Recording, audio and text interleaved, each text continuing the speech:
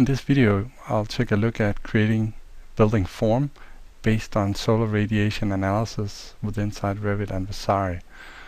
We will take a look at the modeling tools and how we can efficiently use design options and the solar radiation analysis tool to optimize our building to make a good balance in the end result. I have now opened the conceptual environment within Vasari, and what I'm going to take a look at in this video is how we can use the tools within Vasari to quickly update our form and do different kinds of solar radiation studies. Looking at the incident radiation, it's really made up by the diffuse, direct and reflected radiation, and what we're looking for on this new envelopment here is really creating a good balance where we create an equal amount of radiation on each surfaces, and then in the following process are able to better control the light level and the distribution of heat to the interior spaces here. So what I've done is just to do one example here, and then I want to go into design options, and to not mess this example up here, just say finish editing, and then I'm just duplicating this new envelopment a couple of times like that, and I can rename them if I want to. So this means that, let's say I'm going into copy of new envelopment, and I'm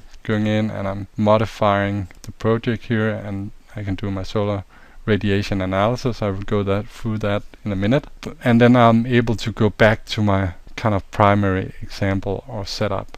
So in that way, design option is very efficient when you want to look at different iterations of your design, creating the equal amount of radiation on your surfaces. In some cases, you might have specific design goals like the courtyards here and here, where you want to look at how much radiation will hit this surface here to create the best outdoor environment. And in the same time, if you're looking at PV potential at the roofs, you will look at have as much solar radiation on the roofs as possible. And again, you can of course on a later stage use the solar radiation analysis for placing windows and openings on the facades more efficiently. So let's go to the main model and kind of do our first simulation on this here. So let's go to analysis and go to the Ecotech solar radiation tool.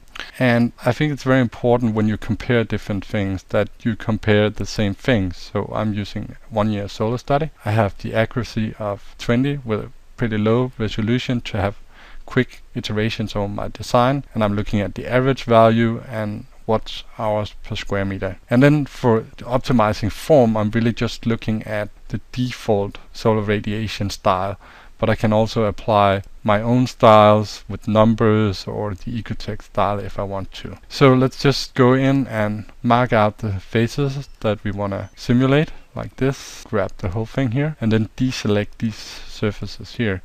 The reason why I want to have selected all the surfaces is that if I export the analysis to a CSV file and I want to compare the amount of radiation hitting the different designs and compare them quantitative, then it's really important that I have the same faces selected to do this efficiently. So let's just hit the arrow again, and now the simulation is running. And as you'll see here at the end result, we actually made a pretty good and equal distribution, which makes it easier to control the interior spaces or the comfort within inside the spaces, and as well creating a good amount of daylighting throughout the year for the different rooms within inside the model. So then I can go on and I can go to, let's say, my next design proposal here, and there's different ways you can just, if it's instance parameters, you can just drag your design, and you can of course control it in the same time